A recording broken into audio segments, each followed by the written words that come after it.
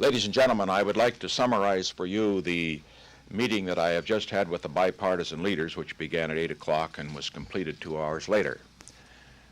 I began the meeting by making this statement, which I think needs to be made to the nation. America's public enemy number one in the United States is drug abuse. The year is 1980. The drug trade in Mexico is beginning to boom, and one cartel is about to take over the entire drug trade. The Guadalajara Cartel rises fast and soon becomes one of the biggest criminal empires. In order to stop them, the U.S. sends one DEA agent into the heart of the operation. He doesn't just uncover a piece of the puzzle, he uncovers the entire network, and it puts him in the crosshairs of something far more dangerous than the cartel. He's abducted, tortured, and murdered, and what follows is the largest operation in DEA history, because it wasn't just a cartel hit. It was a cover-up full of drug lords, corrupt cops, high-ranking officials, and allegedly even the CIA. But in order for you to fully understand the story, we need to go back to 1947. Enrique Kiki Camarena was born in Mexicali, Mexico on July 26, 1947. At the age of 9, his family moved to Calexico, California. He graduated from Calexico High School in 1966, where he met his future wife, Geneva Mica Camarena. 2 years later, he joined the U.S. Marine Corps and was honorably discharged in 1970. After returning home, Camarena first worked as a firefighter and then as a police officer, eventually joining a local narcotics task force. His background in narcotics work paved the way for him to join the Drug Enforcement Administration in 1974, having been created just a year earlier by President Richard Nixon. The DEA's mission was to fight the war on drugs, but according to Nixon's former aide, John Ehrlichman, its real purpose was much more darker. The administration used drug laws to target groups, such as anti-war protesters in black communities. We knew we couldn't make it illegal to be either against the war or black, but by getting the public to associate the hippies with marijuana and blacks with heroin, and then criminalizing both heavily, we could disrupt those communities. We could arrest their leaders, raid their homes, break up their meetings, and vilify them night after night on the evening news. While the war on drugs might have been presented to the public under a fantasy, its real consequences were felt strongly along the U.S.-Mexico border. As drug demand surged in the U.S., smuggling quickly turned into a billion-dollar industry. In 1977, Camarena was transferred to the DEA office in Fresno, California, where he went undercover in the San Joaquin Valley to investigate local trafficking rings. Then in 1980, a colleague convinced him to apply for an open position at the DEA office in Guadalajara, Mexico. Foreign assignments were considered prestigious, and the Guadalajara office was seeing a dramatic rise in activity, foreshadowing the explosion in drug trafficking in the 1980s. By then, Camarena was married with 3 sons, so the low cost of living, nice weather, and American schools made the move seem ideal.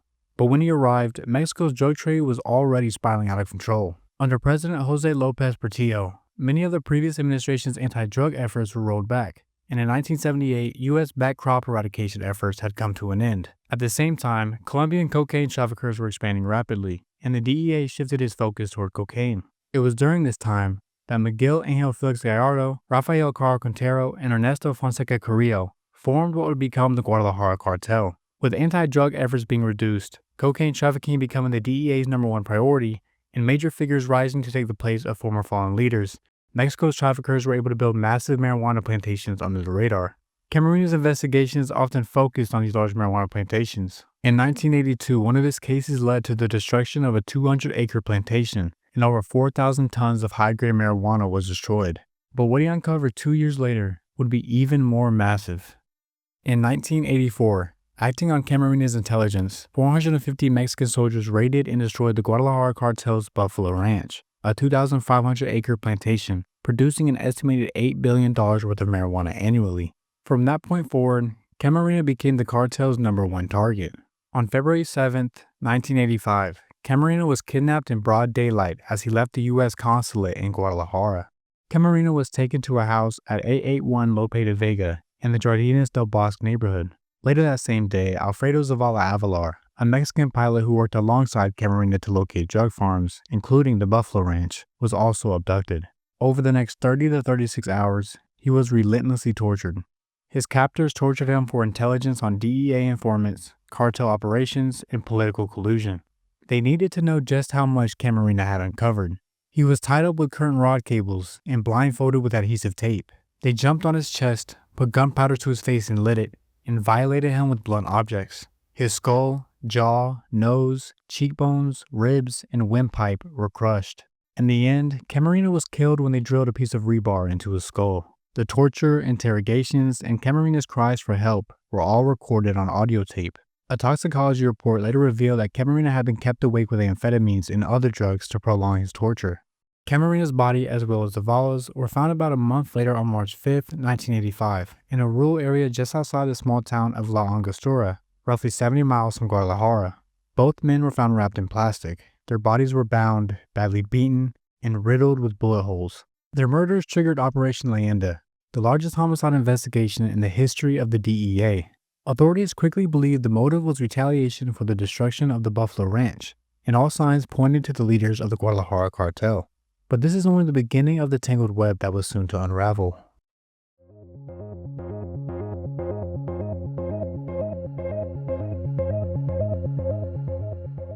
Ernesto Fonseca Carrillo was a key orchestrator of the kidnapping, and he was arrested in April 1985. He was convicted in 1989 by Mexican courts for kidnapping, torture, and murder, and was sentenced to 40 years in prison. In 2016, due to his age and declining health, he was moved to house arrest after serving 31 years. In April of 2025, he was officially released at the age of 94. However, the DEA still lists him as a fugitive.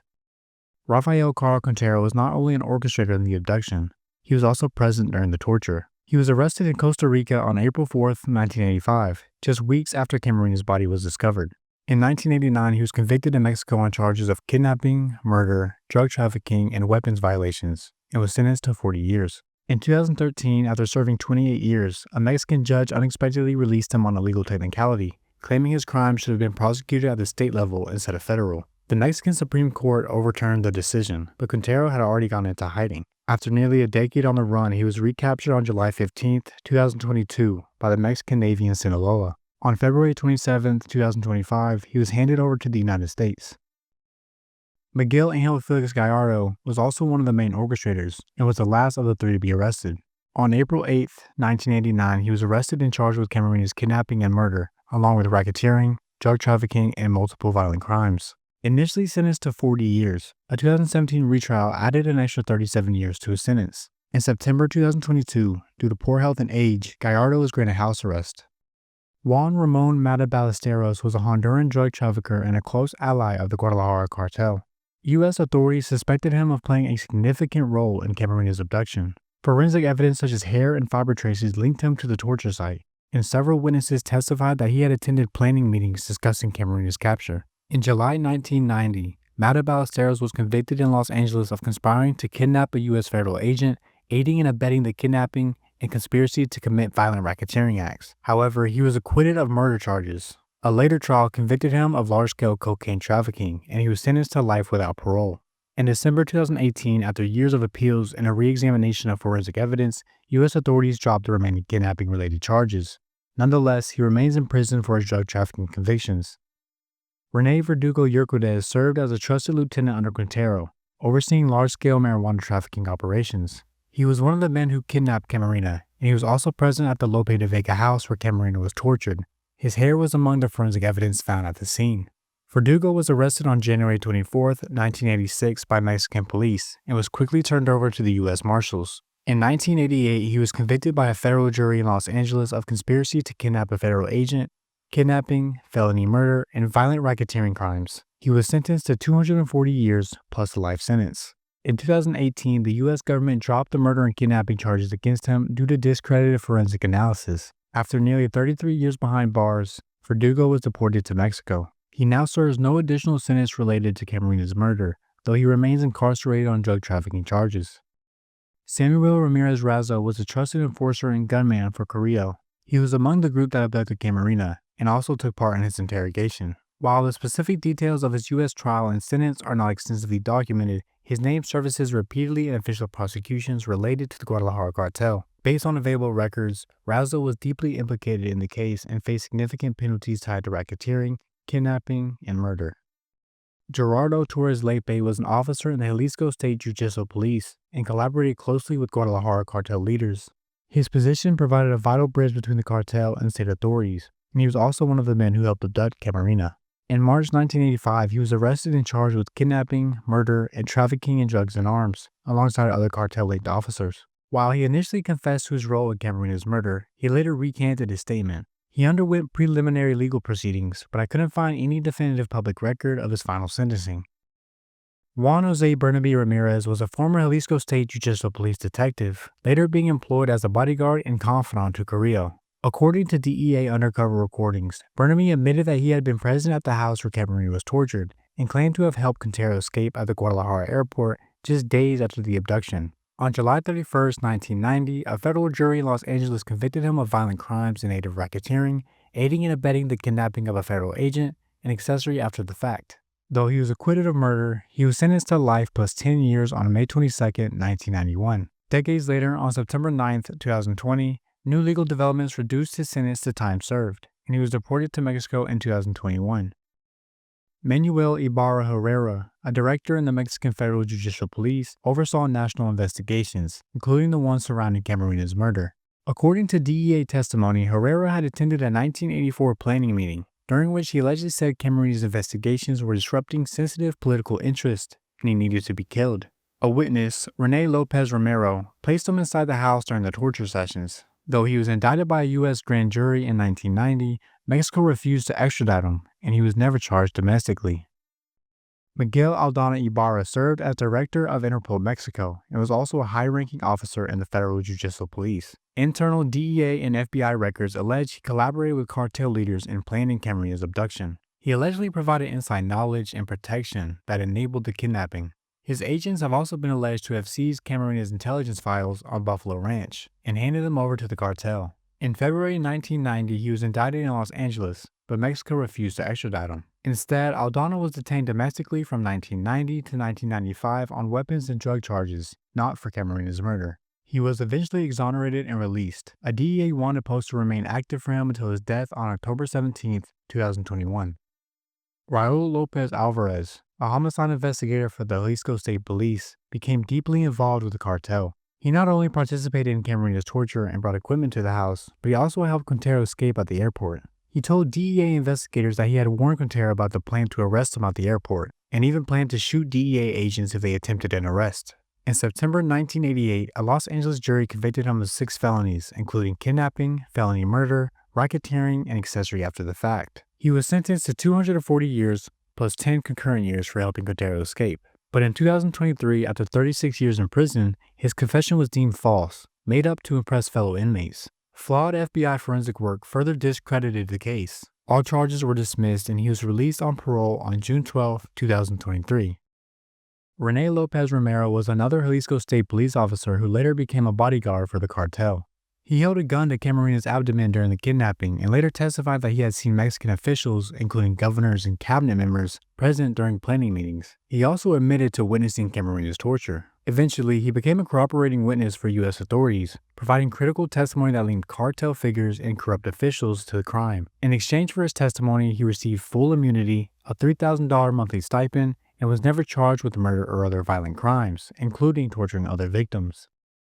Sergio Espino Verdin was a commander in the Mexican Federal Judicial Police and was one of the primary organizers and interrogators during Camarina's torture. Voice analysis from the taped torture sessions linked him to the crime. After a year-long manhunt, he was arrested and convicted in December 1999 on charges of kidnapping, murder, and drug trafficking in Mexico.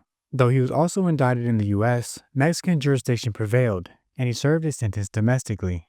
Jorge Armando Pavan Reyes was a high-ranking police commander and former DFS agent. To put it simply, the DFS was Mexico's secret police, who were notoriously corrupt and often linked to cartels. Reyes was supposed to be the supervisor of the group that was sent to look for Camarena after he was abducted. Instead, he accepted a bribe of $300,000 at the Guadalajara airport and allowed Quintero's plane to take off. Reyes was also there when Camarena's and Zavala's bodies were dumped, and he assigned one of his agents to show them where to dump the bodies. He was convicted in Mexico in 1986 and sentenced to only 4 years, serving 40 months before his release. In 2006, at the request of the U.S., he was rearrested so that they could try him for his alleged responsibilities, but Mexico again refused extradition. Just months later, on November 2, 2006, Reyes died of a heart attack at his home. Dr. Humberto Alvarez Michan was a gynecologist from Guadalajara who was alleged to have been a collaborator with the cartel, reportedly assisting in the torture. Witnesses like Rene Lopez Romero, as well as U.S. authorities, claimed he was the one injecting drugs to revive or sustain Camarena during interrogations. On April 2, 1990, he was abducted from his office in Guadalajara by armed bounty hunters and was brought to the U.S. to face trial. According to an affidavit, Machain told investigators that he was at the home where Camarena was tortured, but denied having administered drugs to the agent. Prosecutors presented evidence of his fingerprints being found on 5 bags inside the home, but the judge found the case severely lacking. His fingerprints were not found in any other rooms of the house, or on a syringe found at the home. Due to the lack of evidence, he was acquitted on all charges.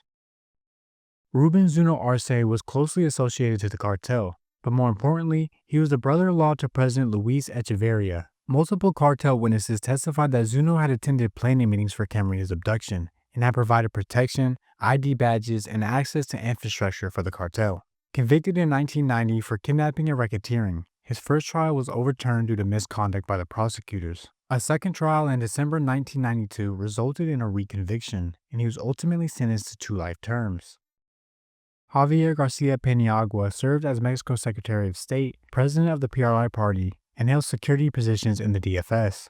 According to U.S. court filings and federal memos, Garcia attended a cartel planning meeting in October 1984. Prosecutors alleged that Garcia was one of the many that agreed that Camarena needed to be killed. Even though U.S. prosecutors listed him as a co-conspirator, Garcia managed to avoid any charges and no legal action was ever taken. Juan Gardacri served as Mexico's Secretary of National Defense and oversaw the country's armed forces during the height of cartel expansion. Witness accounts from 3 ex-police officers claim that he attended the interrogation site, and Rene Lopez Romero testified that he was present at the meetings. DEA affidavits from the late 1980s allege that Gardacri received $10 million from Quintero, rewarding him for protecting the Buffalo Ranch. Despite the gravity of these claims, no charges were filed in the U.S., and Mexico refused to investigate. Gardacri and the Mexican government denied the allegations, and he lived the rest of his life unprosecuted. Manuel Bartlett Diaz served as Mexico's Secretary of the Interior, a position roughly equivalent to a vice president, and was responsible for domestic security and federal police. According to 4 witnesses interviewed under Operation Leyenda, Bartlett attended planning meetings and was seen at the Lopita Vega house, interrogating Camarena personally. Yet Bartlett has never been formally charged in Mexico or the United States. He has publicly denied all involvement, claiming it's a politically motivated smear campaign. Even though he's never been charged, some U.S. Embassy documents suggest that he remains a high-priority person of interest. Antonio Garate Bustamante was a lieutenant colonel in the Jalisco State Judicial Police and a close collaborator of Carrillo, serving as both bodyguard and enforcer. According to journalist Benjamin T. Smith, Garate served as a liaison between the Guadalajara Cartel and law enforcement, a man who blurred the lines between state authority and crime. Though it seems like he didn't personally torture Camarena, testimonies placed him at meetings, and Carrillo allegedly called him immediately after Camarena's death, possibly to oversee cover-up efforts or destroy evidence. Facing pressure from both traffickers and the DEA, Garate fled Mexico in 1986. The Mexican Attorney General's office has reportedly wanted him since 1985, but no formal extradition or court outcome has ever been made public.